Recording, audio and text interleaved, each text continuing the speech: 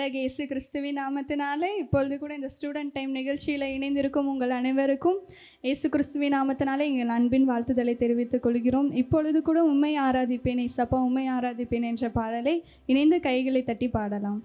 உம்மை ஆராதிப்பேன் உம்மை ஆராதிப்பேன் உம்மை ஆராதிப்பேன் உம்மை ஆராதிப்பேன் என் நாட்கள் முடியும் வரை என் ஜீவன் பிரியும் வரை என் சுவாசம் பிரியும் வரை உம்மையே ஆராதிப்பேன் உம்மையே ஆராதிப்பேன். தாயின் கருவில் உருவாகும் முன்னே பேர் சொல்லி அழைத்தவர் நீரே, தாயினும் மேலாக அன்பு வைத்து நீர் எனக்காக ஜீவன் தந்தீரே. தாயின் கருவில் உருவாகும் முன்னே பேர் சொல்லி அழைத்தவர் நீரே, தாயினும் மேலாக அன்பு வைத்து நீர் எனக்காக ஜீவன் தந்தீரே. என் நாட்கள் முடியும் வரை என் ஜீவன் பிரியும் வரை என் சுவாசம் முடியும் வரை உம்மையே ஆராதிப்பேன் உம்மையே ஆராதிப்பேன் உம்மை ஆராதிப்பேன் உம்மை ஆராதிப்பேன் உம்மை ஆராதிப்பேன் உம்மை ஆராதிப்பேன். ஆமென்.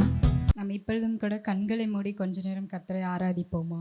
உயிரோடு எழுந்தவரே உம்மை ஆராதனை செய்கிறோம். ஜீவனின் அதிபதியே உம்மை ஆராதனை செய்கிறோம். அல்லேலூயா ஹோசன்னா அல்லேலூயா ஹோசன்னா அல்லேலூயா ஹோசன்னா அல்லேலூயா ஹோசன்னா அல்லேலூயா ஹோசன்னா அல்லேலூயா ஹோசன்னா அல்லேலூயா ஹோசன்னா அல்லேலூயா ஹோசன்னா. மரணத்தை ஜெயித்தவரே ஆம் பிரியமானவர்களே, நம்மளுக்காக கிறிஸ்து இயேசு சிலுவையில் அறையப்பட்டு மூன்றாம் நாளில் எழுந்து உயிரோடு எழுந்த தேவனை நாம் இப்பொழுது ஆராதித்துக் கொண்டிருக்கின்றோம். பிசாசை மரணத்தை ஜெயித்த தேவன் நம்ம இன்றும் உயிரோடு இருக்கிறார். அவரை ஆராதிப்போமா ஒன்று சேர்ந்து?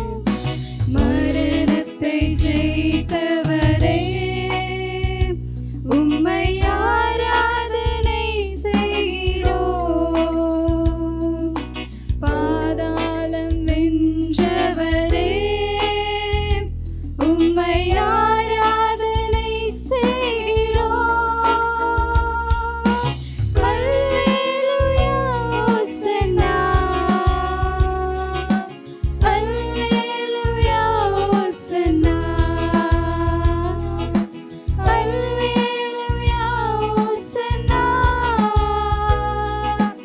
அல்லேலூயா ஹோசன்னா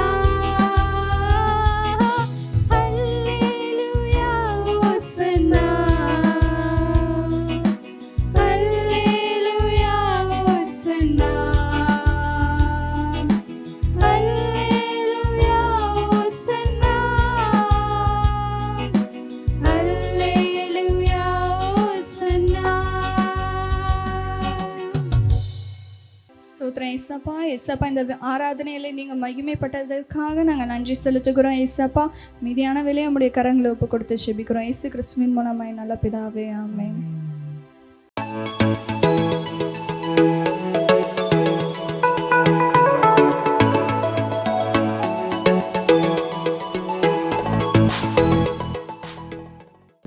நாமத்தினாலே இந்த ஸ்டூடெண்ட்ஸ் டைம் என்ற நிகழ்ச்சியிலே இதை பார்த்து கொண்டிருக்கிற ஒவ்வொரு மாணவர்களுக்கும் அன்பின் வாழ்த்துக்களை தெரிவித்துக் கொள்கிறேன். இந்த நாளிலும் ஒவ்வொரு நாளும் இந்த நிகழ்ச்சியின் மூலமாக அநேக டிப்ஸுகளை நீங்கள் வந்து கேட்டுக்கிட்டு இருக்கீங்க. இன்றைக்கும் கூட அக்கா உங்ககிட்ட ஒரு டிப்ஸ் சொல்ல போகிறேன், கவனமாக கேளுங்க. டைம் என்பது ஒரு 4 லெட்டர் வேர்டு. நீங்கள் வந்து யூகேஜியில் ஃபஸ்ட் ஸ்டாண்டர்ட்லலாம் படிச்சிருப்பீங்க இல்லையா? 2 letter word, 3 letter words, 4 letter வேர்ட்ஸுன்னு.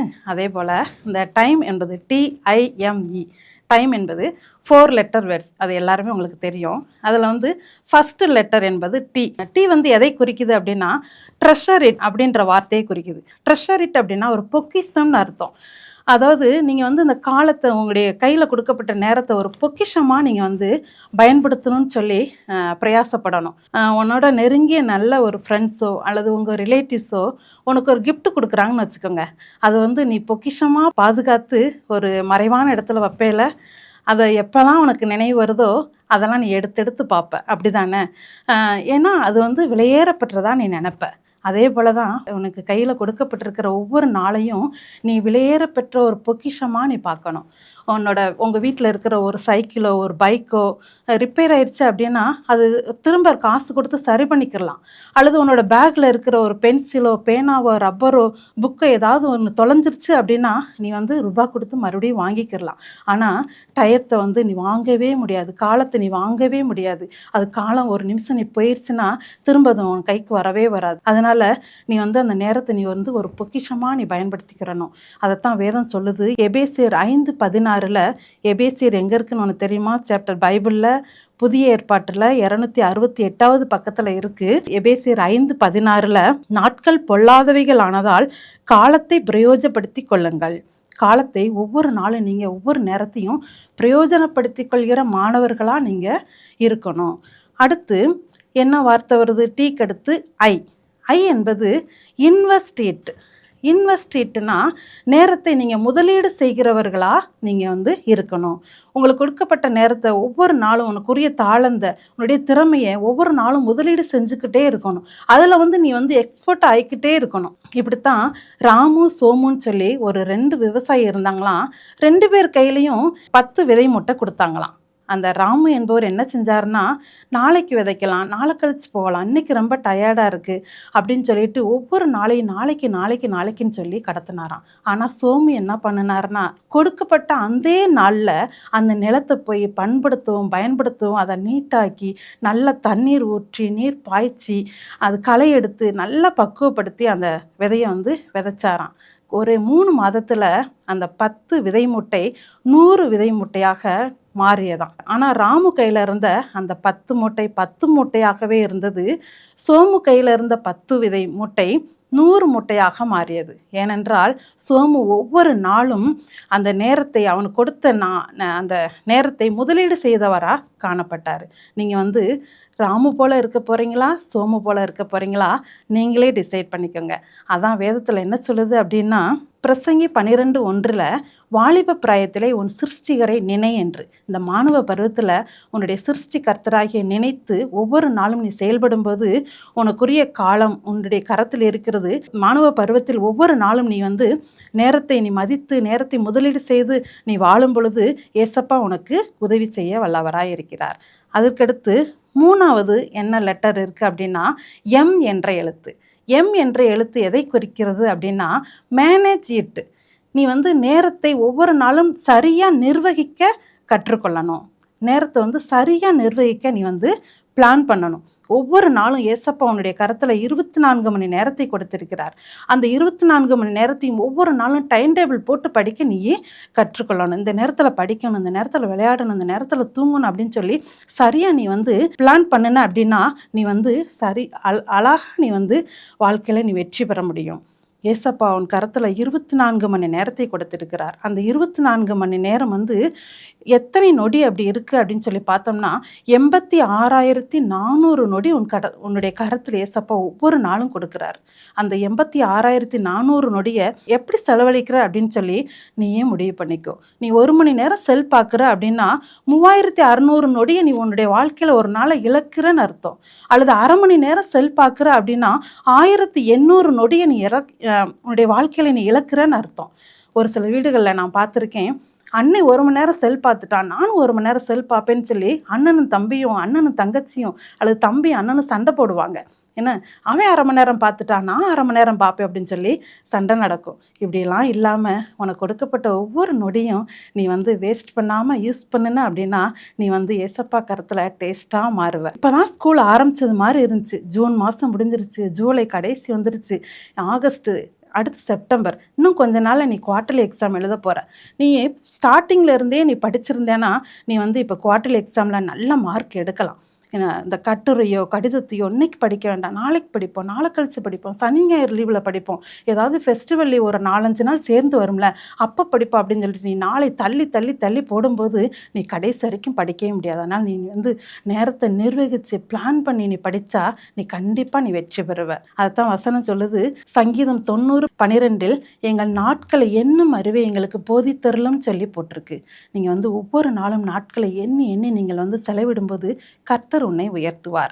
அடுத்து லாஸ்ட்டாக என்ன லெட்டர் அப்படின்னு பார்த்தோம்னா, எட்டர்னல் பர்பஸ், நித்தியத்திற்காக நீ அந்த நேரத்தை செலவிடணும்.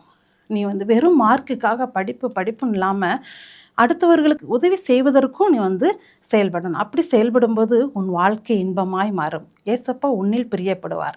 உன் கிளாஸில் ஒரு பென்சில் கூட வாங்க முடியாமல், ஒரு பேனா கூட வாங்க முடியாமல், நோட்டு கூட வாங்க முடியாமல் எத்தனையோ பிள்ளைங்க, ஏழ்மையான பிள்ளைங்க கிளாஸில் படிக்கலாம். அந்த பிள்ளைங்களுக்கு நீ உதவி செய்யலாம். உன்னுடைய பிறந்தநாள் வருதா, அந்த பையனுக்கு நீ gift கொடுக்கலாம். உதவி செய்யும்போது ஏசப்பா உன்னை உயர்த்துகிற தேவனாய் இருக்கிறார். அதைத்தான் 1 கொரிந்தியர் 10:31 எதை செய்தாலும் எல்லாவற்றையும் தேவனுடைய மகிமைக்கென்று செய்யுங்கள்னு சொல்லி போட்டிருக்கு. நம்ம எதை செஞ்சாலும் ஒரு உன்னோட ஃப்ரெண்ட்ஸுக்கு ஏதாவது ஒரு நீ உதவி செய்கிற அப்படின்னா ஏசப்பாவுடைய நாமம் மகிமைப்படும்படியாக நீ செய்த அப்படின்னா ஏசப்பா உன்னுடைய வாழ்க்கையில் நல்ல மதிப்பெண்ணை கொடுத்து நல்ல ஒரு பெஸ்ட் ஸ்டூடெண்ட்ஸாக உன்னை உயர்த்த வல்லவராக இருக்கிறார். இந்த டிப்ஸ் எல்லாம் நீ கவனமாக கேட்ட நம்புகிறேன். இதன்படி நீ செயல்படு. ஏசப்பா உன்னை ஆசீர்வதிப்பார்.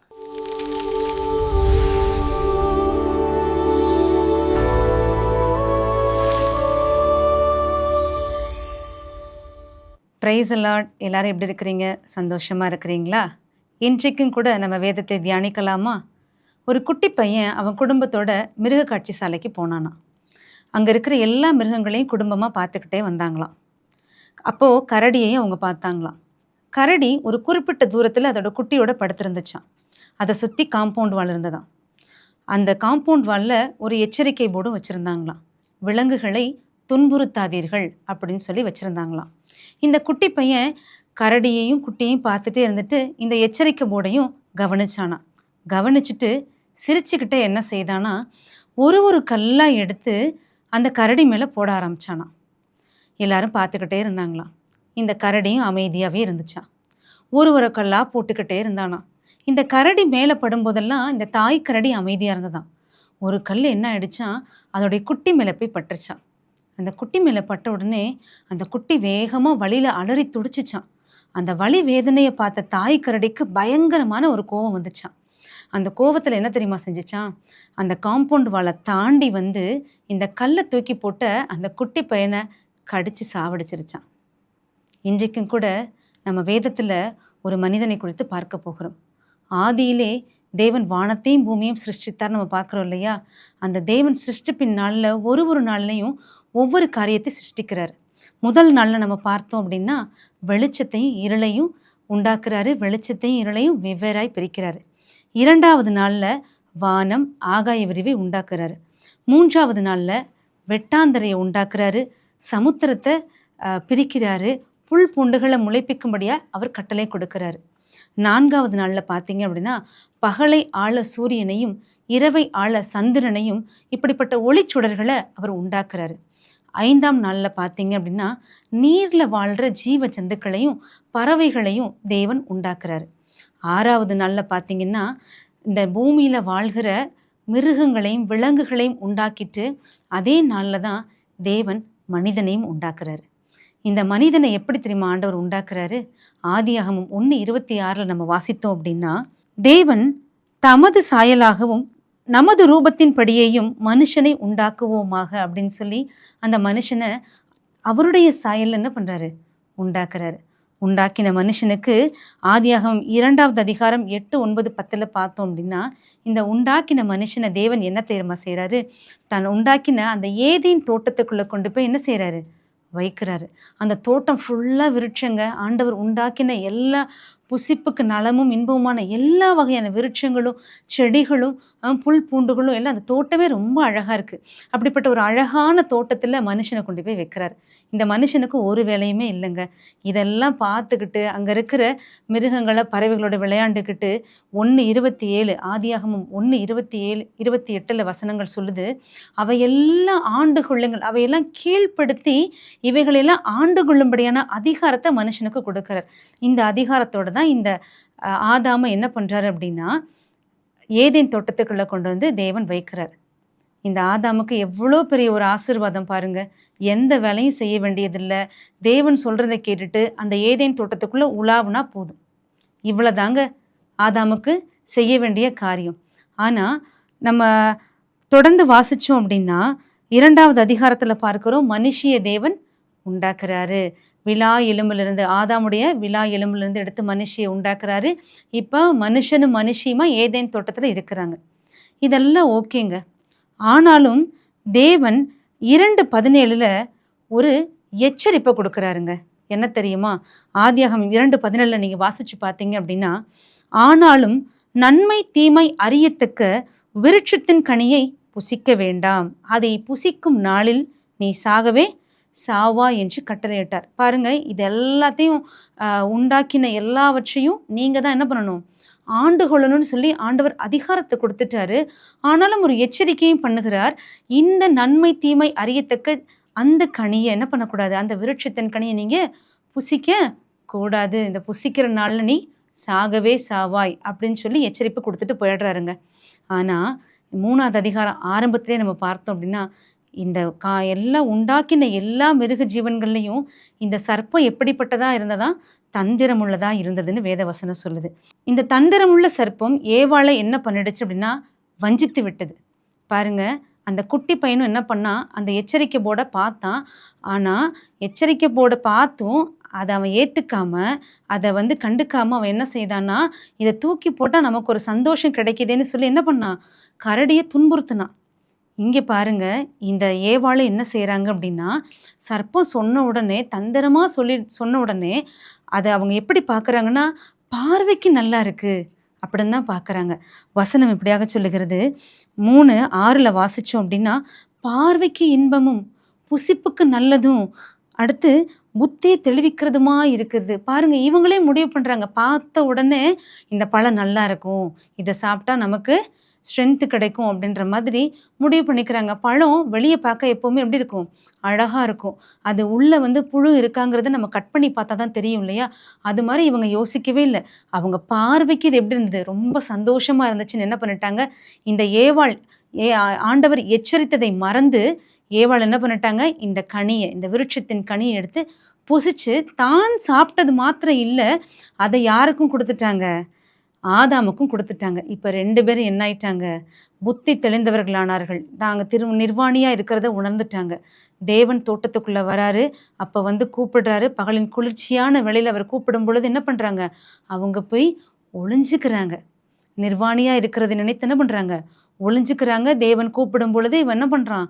ஆதாம் பதில் சொல்கிறான், நான் எப்படி இருக்கிறேன்? நிர்வாணியாக இருக்கிறனால நான் ஒளிஞ்சிக்கிட்டேன் அப்படின்னு சொல்லி சொன்ன உடனே தேவன் கேட்குறாரு, உடனே நான் நன்மை தீமை அறியத்தக்க விருட்சத்தின் கனியை புசிக்கக்கூடாதுன்னு சொன்னேனே, அதை நீ சாப்பிட்டியா அப்படின்னு சொல்லி கேட்கும்போது உடனே ஆதாம் சொல்கிறார், நீர் உண்டாக்கி கொண்டது அந்த மனுஷி என்ன பண்ணாங்க? அவள் சாப்பிட்டு எனக்கும் கொடுத்தா நானும் அதை சாப்பிட்டேன் அப்படின்னு சொல்லிட்டு அது ஒரு ஒரு ஒரு சாதாரண ஸ்டேட்மெண்ட்டாக அவங்க என்ன பண்ணுறாங்க? சொல்லிடுறாங்க.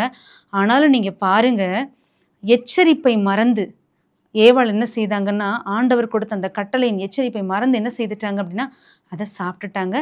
தன்னுடைய கணவனுக்கும் கொடுத்து என்ன ஆயிட்டாங்க? இப்போ 2 பேருமே இந்த பூமியிலேயே சபிக்கப்பட்டவர்களாய் போனார்கள். அவங்களுடைய ஆசீர்வாதத்தை அவங்க இழந்து போனாங்க. பாருங்க, தேவன் ஆதாமையும் ஏவாளையும் உண்டாக்கி ஏதேன் தோட்டத்துக்கு நடுவில் என்ன பண்ணாரு, அவங்கள உலாவும்படி வச்சாரு. உண்டாக்கின எல்லாவற்றையும் கீழ்ப்படுத்தி ஆண்டு கொள்ளும்படியான அதிகாரத்தை கொடுத்தாரு. இவ்வளோ மேன்மையான அதிகாரத்தை சர்ப்பம் சொன்னதை கேட்டு ஆண்டவர் கொடுத்த எச்சரிப்பை மறந்து அவங்க என்ன பண்ணிட்டாங்கன்னா, இவ்வளோ பெரிய மேன்மையான ஒரு வாழ்க்கையை, மற்ற விலங்குகளையும் பூமியையும் கீழ்ப்படுத்தி ஆண்டு கொள்ளுகிற அதிகாரத்தை அவங்க என்ன பண்ணாங்க, இழந்து போனாங்க. இன்றைக்கும் கூட அநேக நேரங்களில் நமக்கும் எச்சரிப்பு வந்துட்டு தான் இருக்குது. ஒருவேளை நம்மளுடைய ஊழியக்காரர் இடத்துலேருந்து வரலாம், நம்மளுடைய பெற்றோர்கள் இடத்துலேருந்து வரலாம், நம்ம டீச்சர்ஸ் கிட்டேருந்து வரலாம், உங்கள் மென்டார்ஸ் கிட்டேருந்து வரலாம், உங்கள் ஃப்ரெண்ட்ஸ் கிட்டேருந்து கூட என்ன பண்ணலாம், சில காரியங்களில் எச்சரிப்புகள் வரலாம். அந்த எச்சரிப்புகள் வரும்பொழுது நம்ம என்ன செய்யணும் தெரியுமா? எச்சரிப்பை அள்ள தட்டக்கூடாது.